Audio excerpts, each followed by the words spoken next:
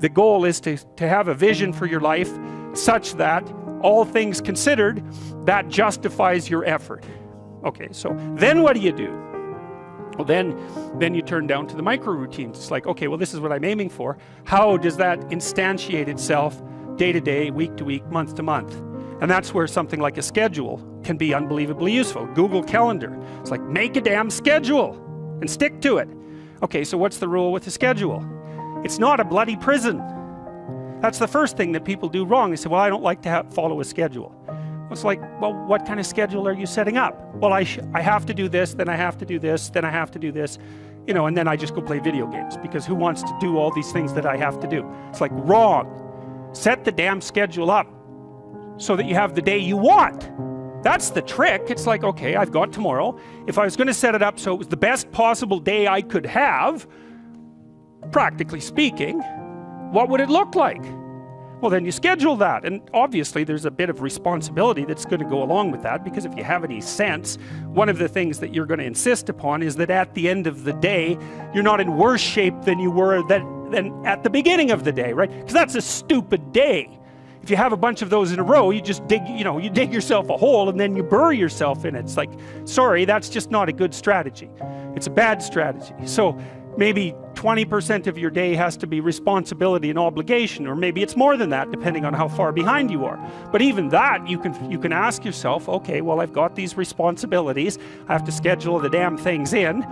What's the right ratio of responsibility to reward? And you can ask yourself that, just like you'd negotiate with someone who is working for you. It's like, okay, you got to work tomorrow. Okay, so I want you to work tomorrow. And you might say, okay, well, what are you going to do for me that makes it likely that I'll work for you? Well, you could ask yourself that, you know. So maybe you do an hour of responsibility and then you play a video game for 15 minutes. I don't know, whatever turns your crank, man. But, you know, you have to negotiate with yourself and not tyrannize yourself. Like you're negotiating with someone that you care for, that you would like to be productive and have a good life. And that's how you make the schedule. It's like, and then you look at the day and you think, well, if I had that day, that'd be good. Great. You know, and you're useless and horrible, so you'll probably only hit it with about 70% accuracy, but that beats the hell out of 0, right? And if you hit it even with 50% accuracy, another rule is, well, aim for 51% the next week, or 50.5% for God's sake, or because you're going to hit that position where things start to loop back positively and spiral you upward. And so that's one way that you can work on your conscientiousness, is plan a life you'd like to have. And you do that partly by referring to social norms. That's more or less rescuing your father from the belly of the whale. But the other way you do that is by having a little conversation with yourself about, as if you don't really know who you are, because you know what you're like. You won't do what you're told. You won't do what you tell yourself to do. You must have noticed that. It's like you're a bad employee and a worse boss, and both of those work, you know, for you. You don't know what you want to do, and then when you tell yourself what to do, you don't do it anyway. So you should fire yourself and find someone else to be. But you know, my point is that you have to understand that you're not your own servant, so to speak. You're someone that you have to negotiate with, and you're someone that you want to present the opportunity of having a good life to. And that's hard for people because they don't like themselves very much. So, you know, they're always like cracking the whip and then procrastinating, and cracking the whip and then procrastinating. And it's like, God, it's so boring and such a pathetic way of spending your time. And you know what that's like, because you probably waste like 6 hours a day. And I think we did an economic calculation about that a while back, right? Your time's probably worth $50 an hour, something like that. I mean, you're not getting paid that now, but you're young. And so this is investment time. And what you do now is going to multiply its effects in the future. So let's say it's $50 an hour, which is perfectly reasonable. So if you waste 6 hours a day, and you are, then you're wasting about $2,000 a week, or about $100,000 a year. So like, go ahead, but that's what it's costing you every hour. And you need to know what your damn time is worth. So let's say it's not $50, it's 30, whatever. Maybe it's 100, it's somewhere in that range. One of the things you should be asking yourself is, when you spend an hour, was that, well, would have I paid someone $50 to have had that hour? And if the answer is no, it's like, well, maybe you should do something else with your time. And it depends on whether or not you think that your time's worthwhile.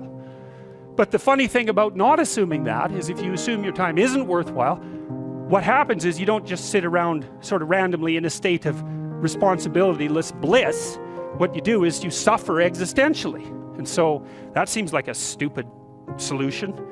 So, okay, so anyways, as far as I can tell, that's how you can improve your conscientiousness.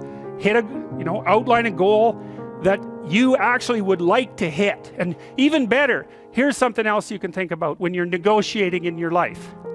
You could say, if you're kind of pessimistic, you'd say, well, we have to negotiate an agreement. I'd like to walk away not miserable and resentful. Okay, let's call that a baseline. And that's how you're going to negotiate with your wife or your husband. That's a good thing to know. You want to negotiate so that you don't walk away miserable and resentful, because that makes you hostile, and then you'll work to hurt them. And I would say that's unless you want to hurt them, and then of course they'll happily return the favor. If you want to exist in a place where you're basically hitting each other in the head repeatedly for 30 years, you go right ahead. But I wouldn't say that that's a particularly good way of living. So you might say, well, the minimal precondition for a successful negotiation is that you don't walk away resentful and angry.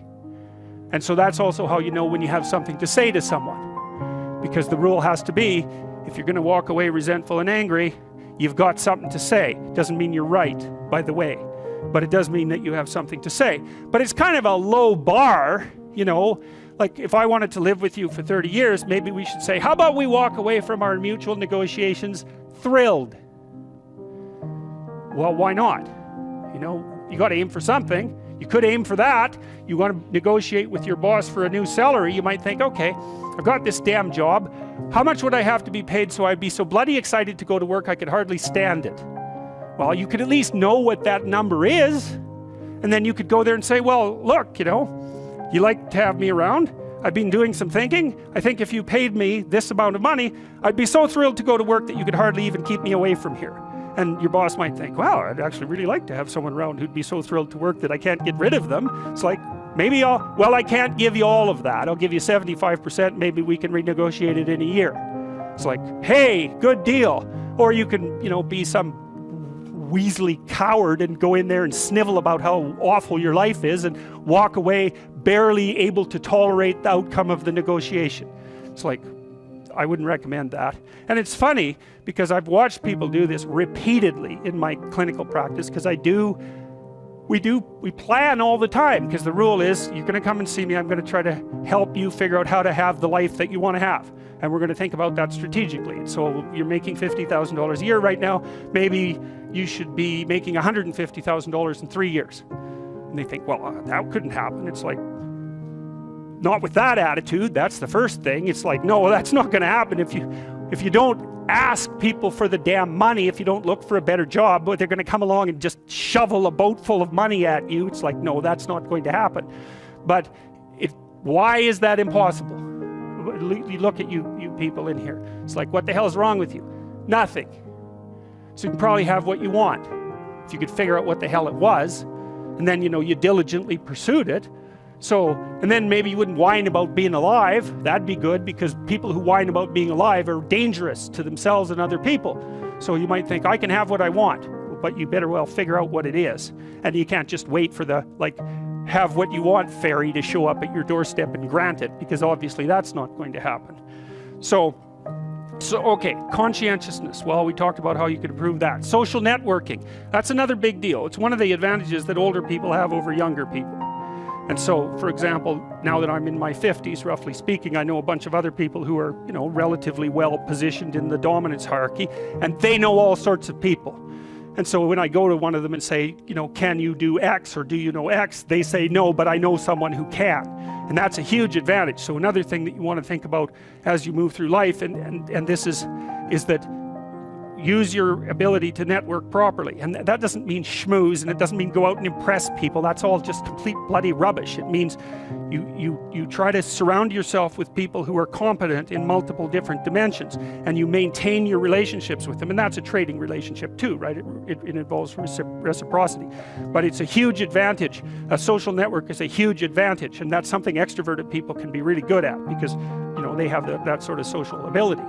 And that goes along with the ability to sell. So another place that you can pick up power, and power for the good, for the right things, is to consciously develop and maintain your social networks. And that also means, well, let's talk about friendships for a minute.